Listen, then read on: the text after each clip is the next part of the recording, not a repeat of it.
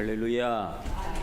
하나님의 크신 은혜와 은총이 우리 모두에게 충만하게 임하시길 간절히 기도합니다. 날씨가 요즘 계속 변동이 심해서 어저께 하려고 했던 바자를 한 주간 연기했습니다. 어제 하루를 지나봤더니 참 연기하길 잘했다 싶습니다. 어제는 어쩌면 그렇게 다시 겨울이 됐는지요. 아마 이번 주에는 날씨가 또 조금씩 풀리지 않을까 그런 생각을 해보기도 합니다만은 어쨌든 한 주간 연기해서 다음 주 토요일 날 또 바자가 하게 되는데 여러분 많이 스케줄 조정하셔서 많은 참석 또 그리고 협력을 그리고 기도를 부탁드립니다. 이번 주 안에는 사키 에비가와의 사쿠라가 어느 정도 만가이가 되지 않을까 싶은 그런 생각을 해봅니다.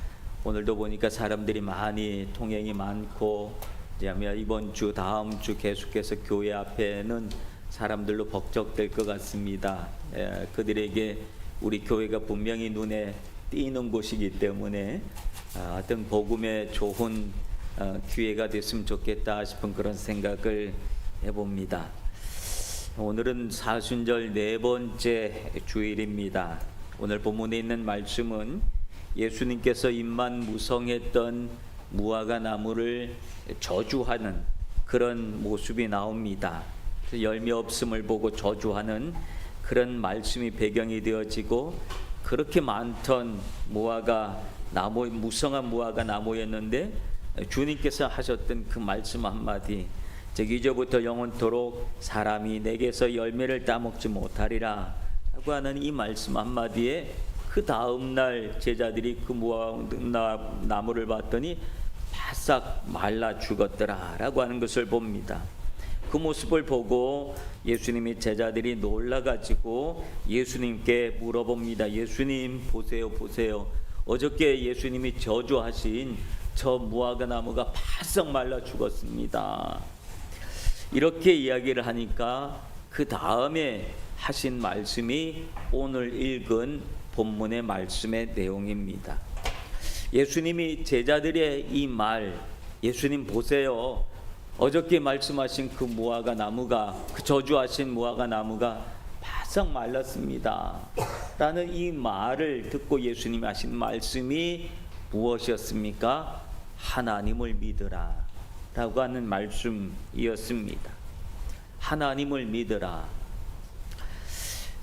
지금은 오래전에 작고하셨지만은 한때는 한국교회 귀둥이요 큰 어른이었던 한경직 목사님이라고 하는 분이 계셨습니다. 이분은 영락교회를 목회하시고 또 은퇴하시고 그리고 연세 많으셔서 남한산성이라는 곳에서 거주를 하고 계셨습니다.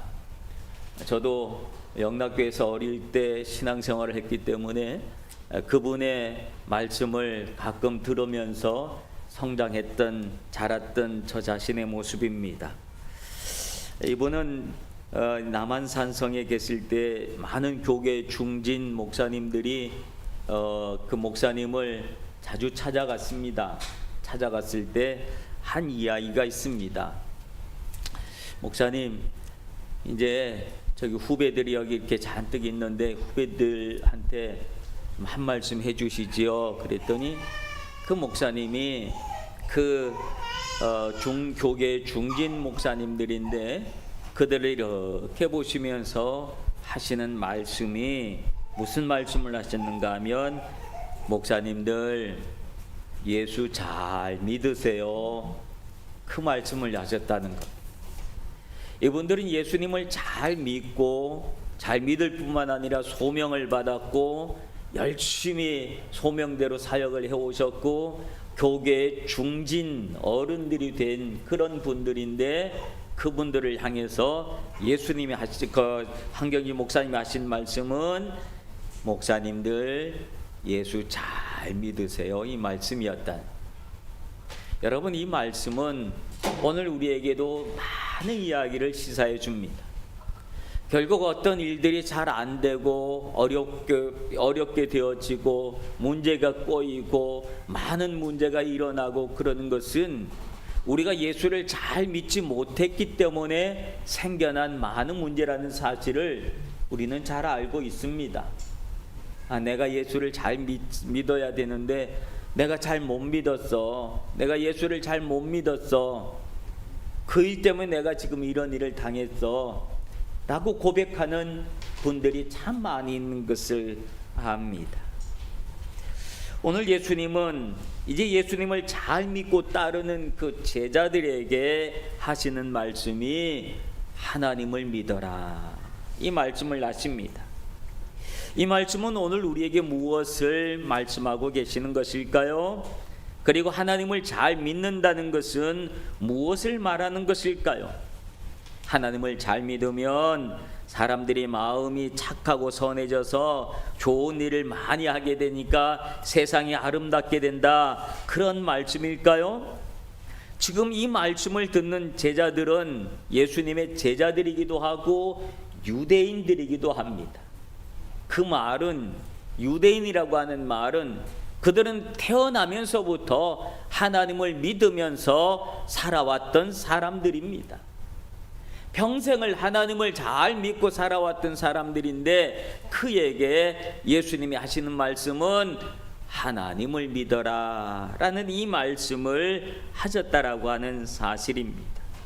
오늘 이 말씀의 의미들을 다시 한번 되새기면서 오늘 나는 예수님을 잘 믿고 있는가, 그 사실을 한번 돌아보면서 우리 믿음을 다시 세우는 그런 시간이 되었으면 좋겠습니다.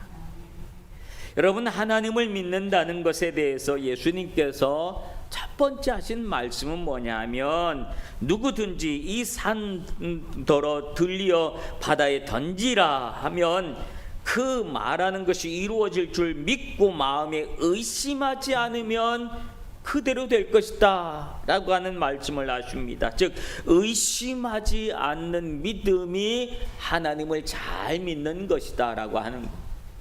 의심하지 않고 믿는 것.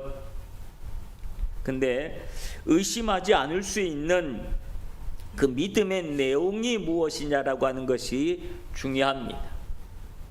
누가 들어도 그럴듯한 내용, 합리적이고 논리적인 그런 일들에 대해서 의심하는 사람은 별로 없을 것입니다. 누가 봐도 분명한 사실, 여기서 아키하바라까지 가려면 후나바시 에키에서 전철을 타고 소부센을 타고 가면 아키하바라까지 간다라는 사실을 의심할 사람이 누가 있겠습니까? 돈 벌면 부자 된다, 이 말을 의심할 사람이 얼마나 있겠습니까? 아프면 병원에 가면 돼 라고 하는 말을 의심하는 사람은 별로 없을 것입니다.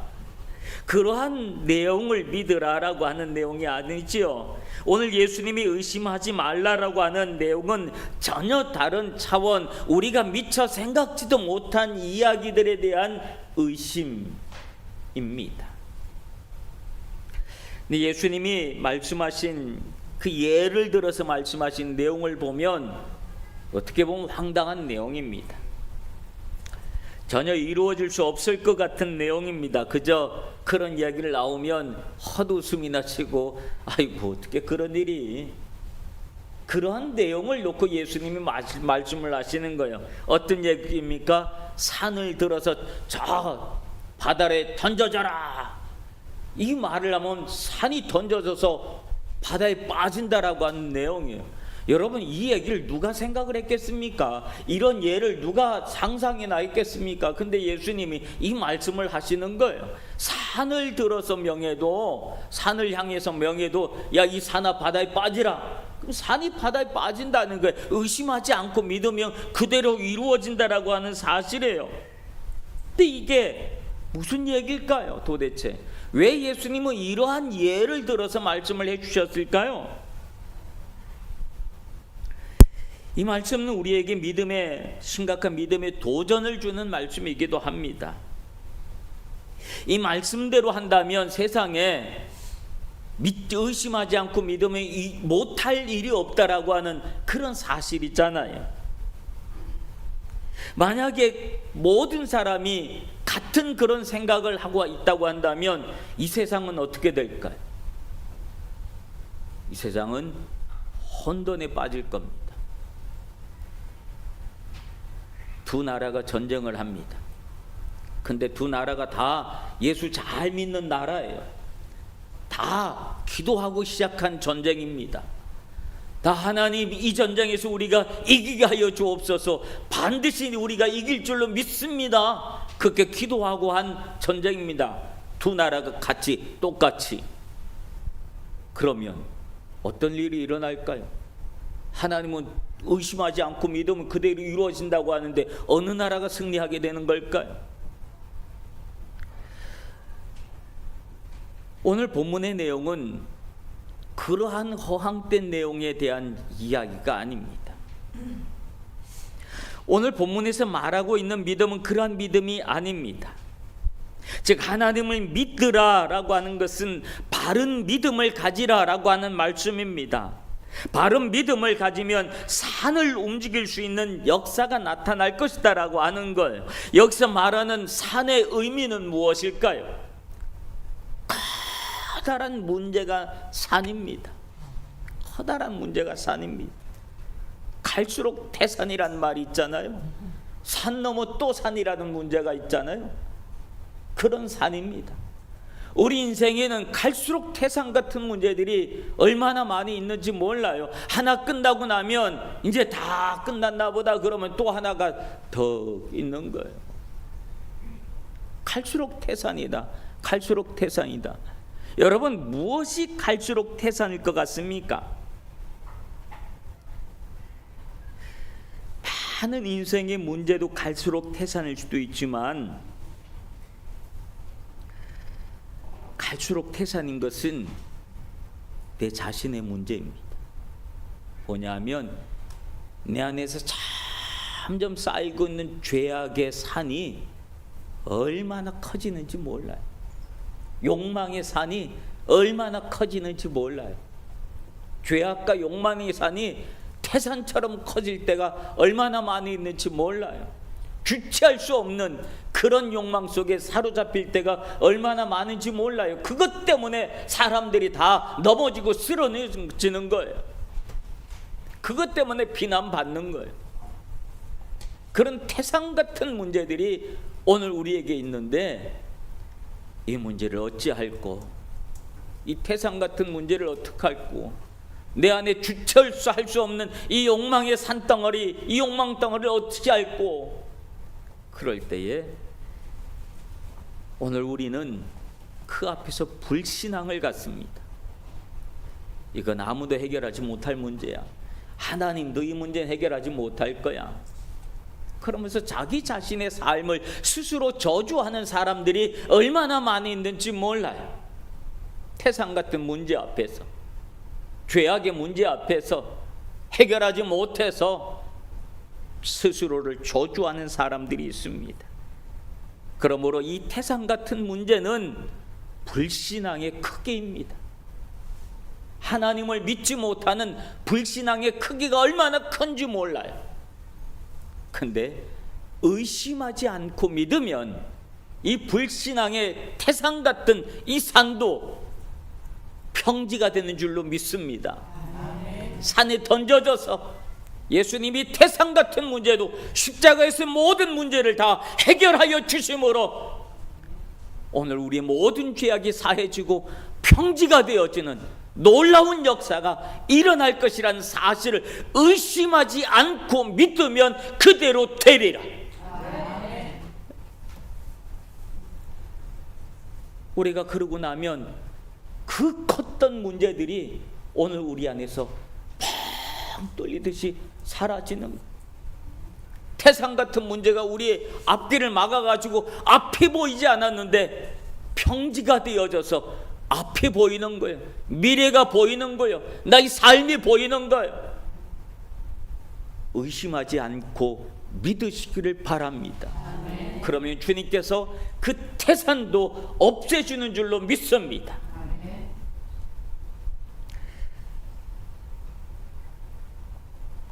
그 다음에 예수님이 하신 말씀은 24절에 보면 그러므로 내가 너희에게 말하노니 무엇이든지 기도하고 구한 것은 받은 줄로 믿으라. 그리하면 너희에게 그대로 되리라.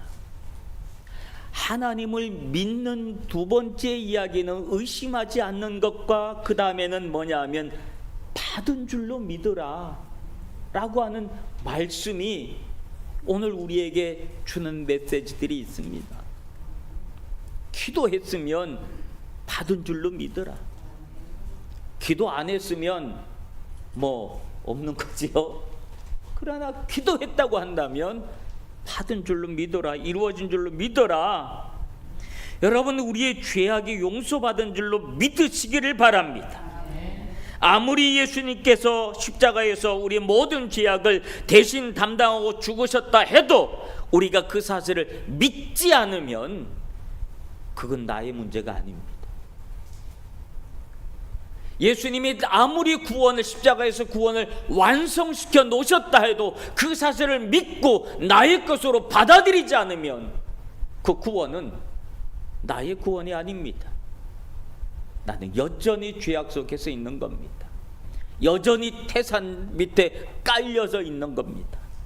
그러나 믿으면 그대로 되리라 라고 하는 사실입니다. 이것이 우리에게 가장 커다란 사건입니다.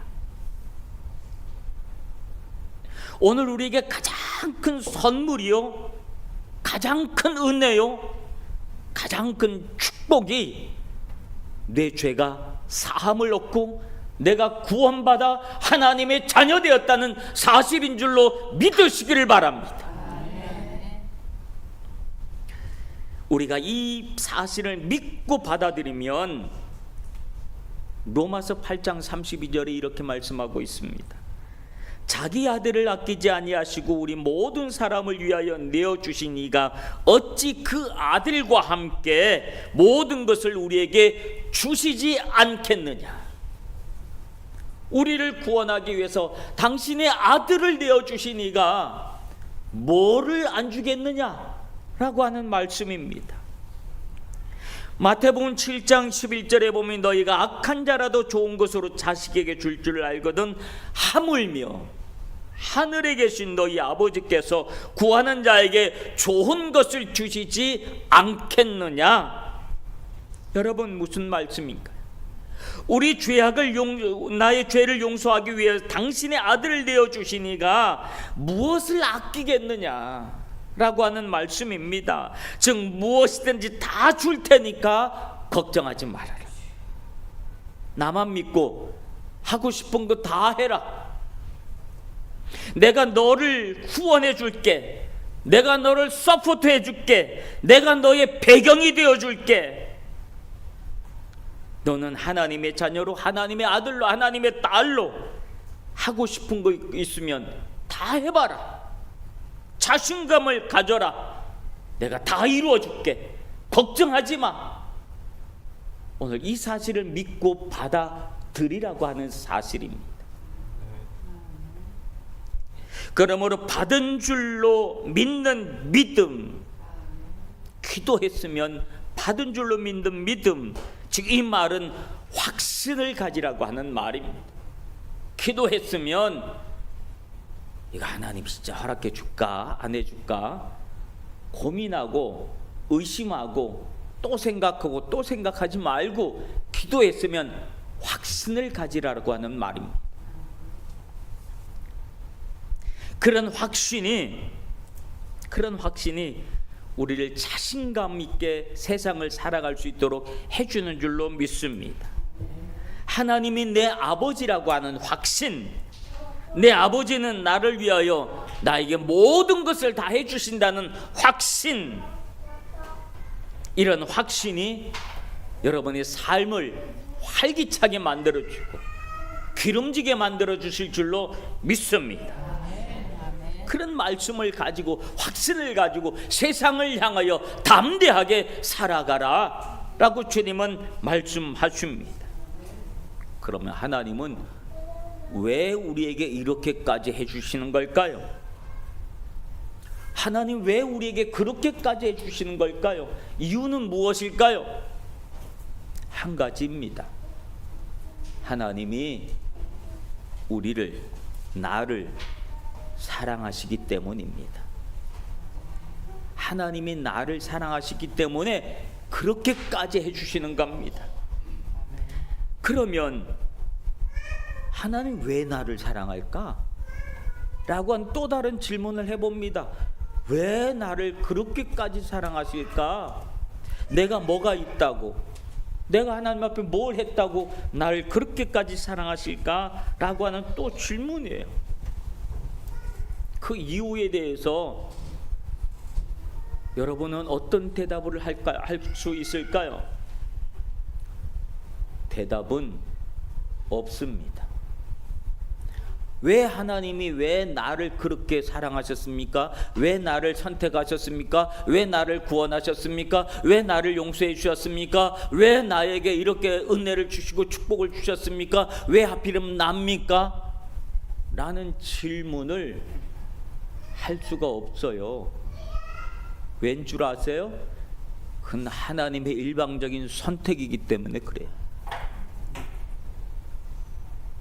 그저 우리는 그때 나올 수 있는 것은 무엇인 줄 아십니까? 고맙습니다. 감사합니다.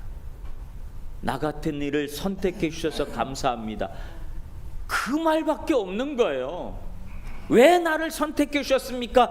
따지듯이 묻는 것이 아니라 그저 감사할 따름이지요. 나 같은 사람을 그렇게 구원해 주셨으니 그저 감사할 따름이지요. 그걸 뭐라고 이야기합니까? 하나님의 일방적인 은혜라고 하는 거예요. 거기는 이유를 따질 수가 없는 겁니다.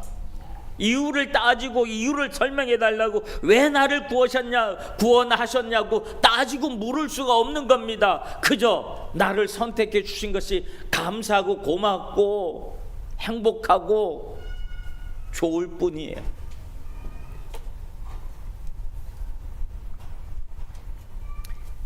여러분, 그 감사를 표현하는 방법이 한 가지가 있습니다. 그 무엇인 줄 아십니까? 용서라고 하는 겁니다. 25절에 보면 서서 기도할 때 아무에게나 혐의가 있거든 용서하라. 그리하여야 하늘에 계신 너희 아버지께서도 너희 허물을 사하여 주시리라. 은혜 받은 사람이 그 은혜를 하나님 앞에 감사하는 표현이 무엇이냐면, 나도 누군가를 용서하는 삶을 사는 거예요. 하나님께 받은 사랑을 하나님 고맙습니다라고 표현하는 방법이 용서해주는 삶을 살아가는 겁니다. 하나님은 우리를 다 구원하시고 우리를 사랑하시고 우리를 당신의 자녀 삼아주시고 우리를 축복해 주시고 난 다음에 그 다음에 우리가 어떻게 살아가나라고 하는 것을 지켜보시는 거예요. 그때 우리가 하나님 고맙습니다, 감사합니다라고 살아가는 우리들의 삶의 방식이 어떤 방식이어야 되는 줄 아십니까? 누군가를 용서하는 삶의 방식을 살아가는 겁니다. 그러면 하나님이 기뻐하시는 거예요. 아, 네가 내가 준 사랑의 의미를 아는구나. 내가 너를 구원하는 구원의 의미를 아는구나. 내가 너를 축복한 축복의 의미를 아는구나. 주님은 그렇게 생각하시고 말씀하실 줄로 믿습니다. 네가 누군가를 그렇게 용서해줬어? 그래, 그러면 내가 너의 죄도 사해줄게.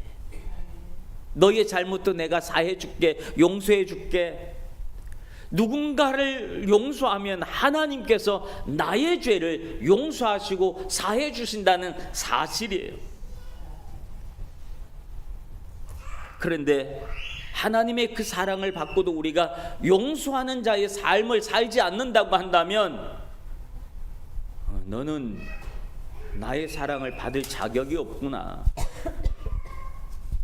나의 구원을 받을 자격이 없구나. 나의 축복을 받을 자격이 없구나. 주님은 그렇게 생각하실 수 있습니다. 그러므로 하나님을 잘 믿는 세 번째 방법이 무엇이라고요? 용서하며 사는 삶의 방식입니다. 그러므로 그리스도인들은 용서하는 자의 삶을 살아야 합니다. 나에게 누군가가 잘못을 할 수도 있고, 누군가가 나에게 손가락질을 할 수도 있고, 누군가가 내 마음을 아프게 할 수도 있고 상처를 줄 수도 있어요. 근데 그것을 갚아줘야지. 이것이 나한테 감히? 그러면서 내가 2배, 3배 갚아줘야지. 이것이 아니라, 그럴 수도 있지 뭐. 몰라서 그랬는데 뭐. 그러면서 그 사람을 받아주고 수용해주고 용서해줄 때 하나님께서 그래, 네가 나의 사랑의 의미를 아는구나. 네가 나를 잘 아는구나. 그리고 하나님은 우리의 모든 죄악도 함께 용서해 주시는 줄로 믿습니다. 그것이 하나님을 잘 믿는 사람의 신앙 생활이라고 하는 겁니다. 사랑하는 성도 여러분, 우리는 하나님을 잘 믿고 있나요? 우리 스스로에게 질문을 해보시길 바랍니다. 나는 지금 하나님을 잘 믿고 있는가? 우리의 믿음은 언제나 위기 속에서 우리 믿음의 정체가 드러나게 돼 있습니다. 내가 얼마나 어떤 믿음을 가지고 있는지는 평온할 때는 모릅니다.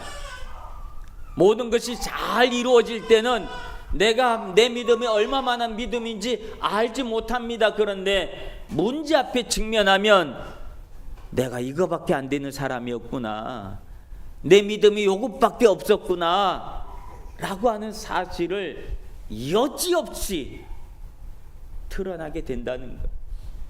그러므로 우리가 그때 그런 상황에 우리의 믿음이 든든한 믿음을 가지려면 우리는 어떻게 해야 될까요?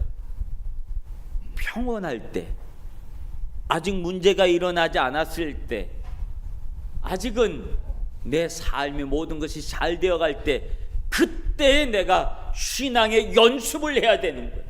경건의 연습을 해야 되는 거예요. 믿음의 연습을 해야 되는 거예요. 많은 연습은 우리의 믿음을 강건하게 만들어줄 줄로 믿습니다.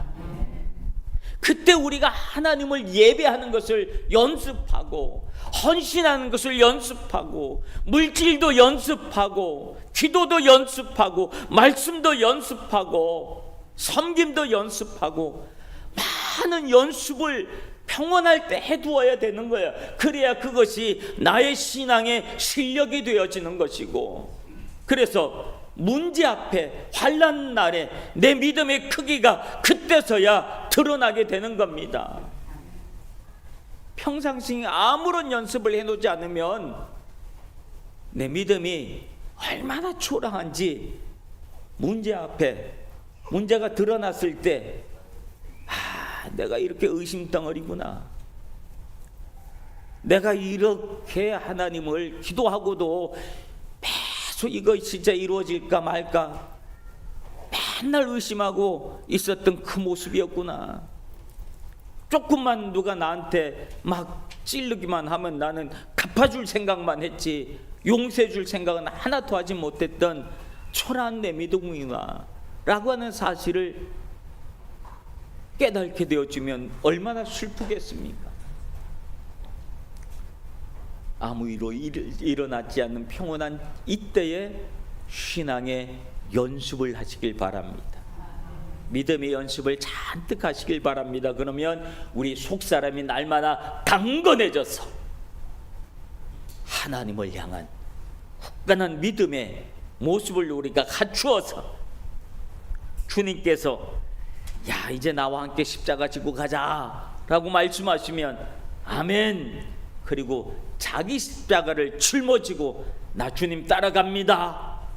그리고 한 걸음씩 나아갈 수 있는 이 사순절이 되어지시길 주님의 이름으로 축원합니다. 기도하겠습니다. 하나님, 우리의 삶 속에 주님을 의심하지 않고 기도한 것은 받은 줄로 믿고 용서하는 자의 삶을 살아서 우리가 하나님을 잘 믿는 믿음의 성도들이 되게 하여 주시옵소서. 예수님의 이름으로 기도하옵나이다. 아멘. 찬송.